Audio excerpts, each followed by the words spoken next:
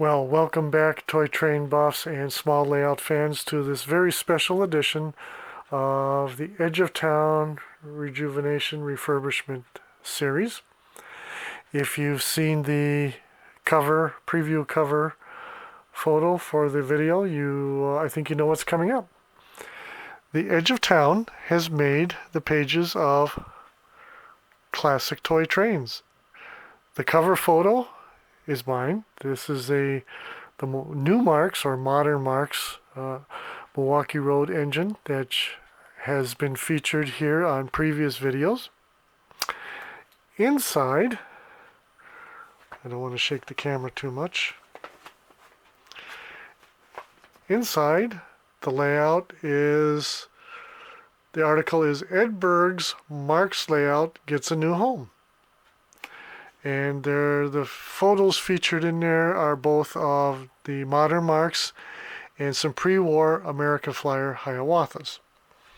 And there is I. I need to lose weight. Oh, well, never mind. That's another story. Okay. So yeah, I am stoked. Since getting into railroading when I was a kid, I had always wanted to make the pages of Model Railroader. And for those of you old enough to remember guys like John Allen, Jim Finley, Earl Smallshaw, John Olson, Malcolm Furlow, these are the guys I looked up to in the hobby. Their layouts were awesome. They were excellent. And it just never transpired. I never had a mega layout. That's the way I was thinking all these years. Oh, I need to have a mega layout to make the pages of whatever. That didn't happen. Instead, my life went we took the small route, not the big route. And most of my layouts have been small. This layout has been special to me because of all the work I've done and the way it's turned out, and is still turning out, still working on it. And the final nudge, I have to give a big shout out to Cody. Cody is the one who said, Ed, why don't you just submit some photos to Classic Toy Trains? This was back in, I think, November last year. Well, I did that. And one thing led to another, and Roger Karp and myself entered into discussions about the layout. And one thing led to another, and here you are. The Edge of Town has been featured in Classic Toy Trains. So, since the last video, I've actually made quite a few changes. And maybe you've spotted some, maybe not. But let's go through them. I think I've already covered that this area here was graveled over with N-scale ballast. I think I may have covered that. I know I covered the K-line forklift. It's a nice forklift. But then I happened upon this matchbox. More detailed, slightly larger, more appropriate in size. And there's some operating features. Goes up and the tines go up and down. This tilts backwards and forwards, and so a much better choice for the layout. So that's a change. Got rid of the Marx crossing gates. They were just drawing power from the engine, so the engine slowed down. And besides, look at this thing. Hey guys, really? You know, it takes an engine, what, 10 seconds, depending. The older Marx engines fly around this at warp speed. So it's like every few seconds, all I was hearing was buzz, clang, buzz, clang. Who needs it? So I put Plasticville crossing gates there, and we're good to go. Another change. While I was working on the track, I also took out the control sections wherein two of the rails were insulated versus the normal just one rail. So I took those out. There's still one bad actor here. I think that That I think I'm going to have to replace that curve section there. Trains do a noticeable slowdown, so there's something going on there, and I don't know what it is. So I'm going to have to replace that. Not as bad as it was, though. All right. Then, this whole siding was moved about, I don't know, 1/4 inch, 3/8 of an inch dead away. All right. The reason for that was simple.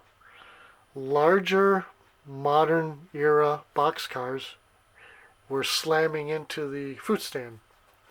That's not good. Can't have that. Marx cars were just fine, but more modern cars couldn't negotiate the siding. All right, so that got nudged over a little bit, and I can now get some of the diesel switchers and steam switchers in there, as well as more modern era freight cars. All right, that area. Before, there was a concrete, in quotation marks, concrete pad down there, similar to what these structures are on. And it was awkward. I put it there for like scenic effect. That way I had this little driveway in here, and there was another building there. But actually, it wasn't designed to fit any building. It was designed to fit the space. I says, well, okay, that's got to go. I put the crossing shanty there. I put ground cover in that spot. Took out the pad, put the ground cover in, put the crossing shanty in, and now that reads right visually, if you know what I mean. I've started detailing the scene with roofing repair, with a roofing repair thing going on. I got to get some more things in there to make that more believable. And so yeah.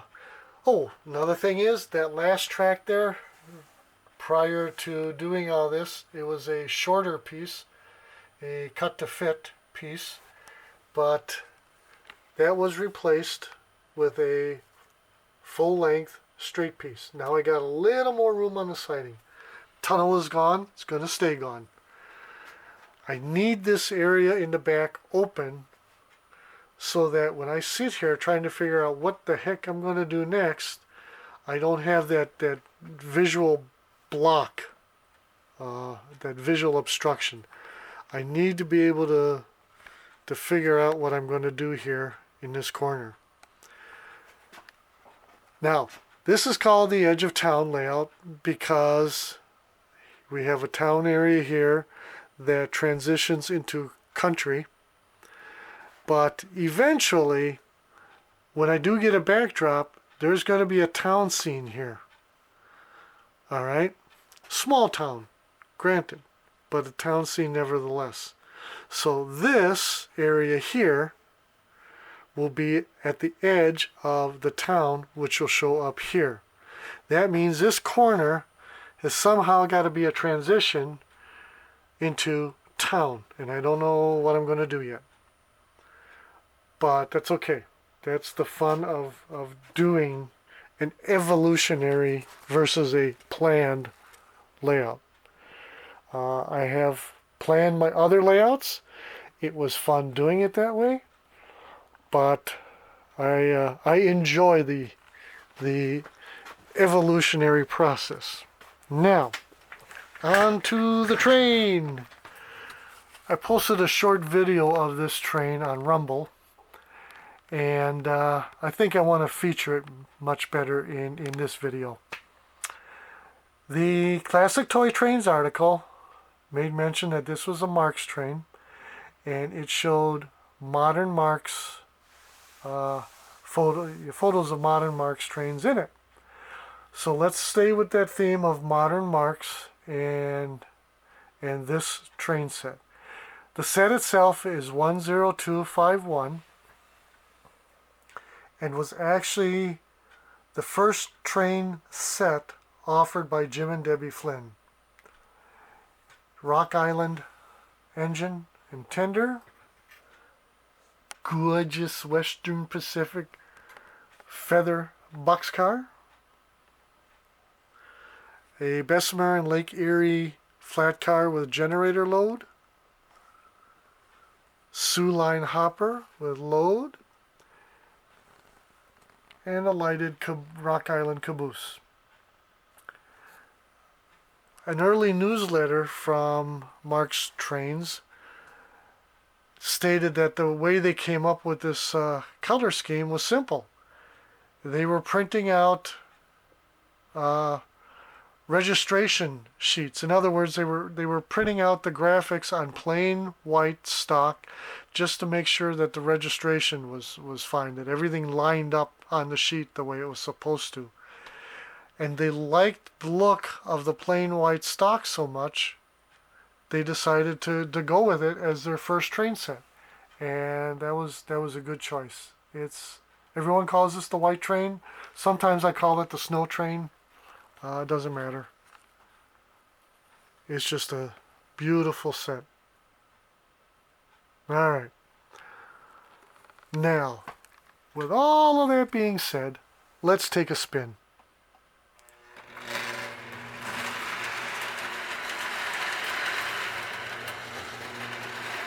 I'm sorry that the video is a little bit longer than I expected, but there was a lot to cover.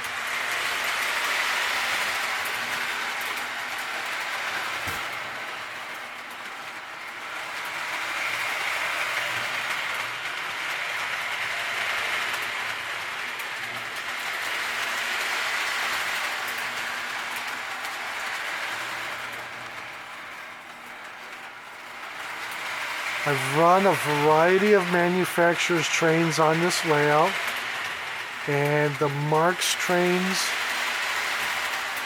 just really look best on it. The other trains look fine, but the Marx trains are at home on this layout.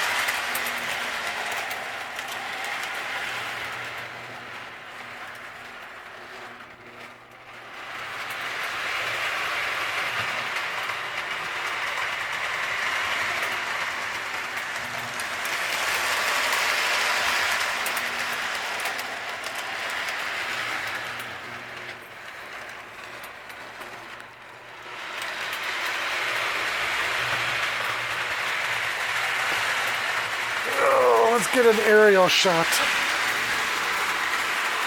There we go. There's a drone flying over.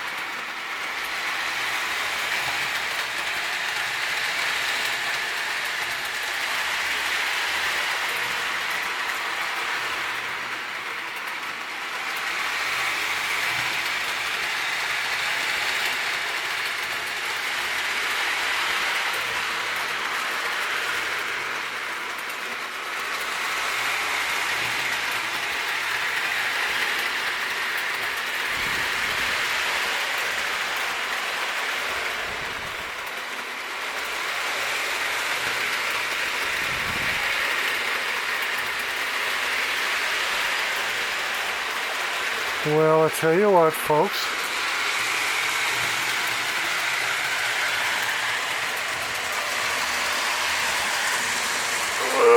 let it go one more lap and bring it on home.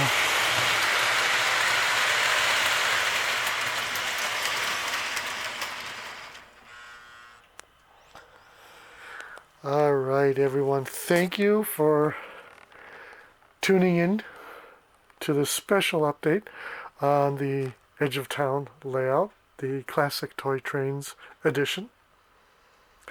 Thank you to Cody for giving me that nudge, that final nudge to submit photos to Classic Toy Trains. Thank you to all the subscribers who have been with me, for a while now, and thank you to all the new subscribers, and hope you enjoy the channel. There are more updates to come on this layout. Some things I've sort of planned. Other things are, who the heck knows? We'll both know when we see them. It's going to be one of those things. Okay? So, until next time, tschüss, adieu, auf Wiedersehen. Bye, y'all.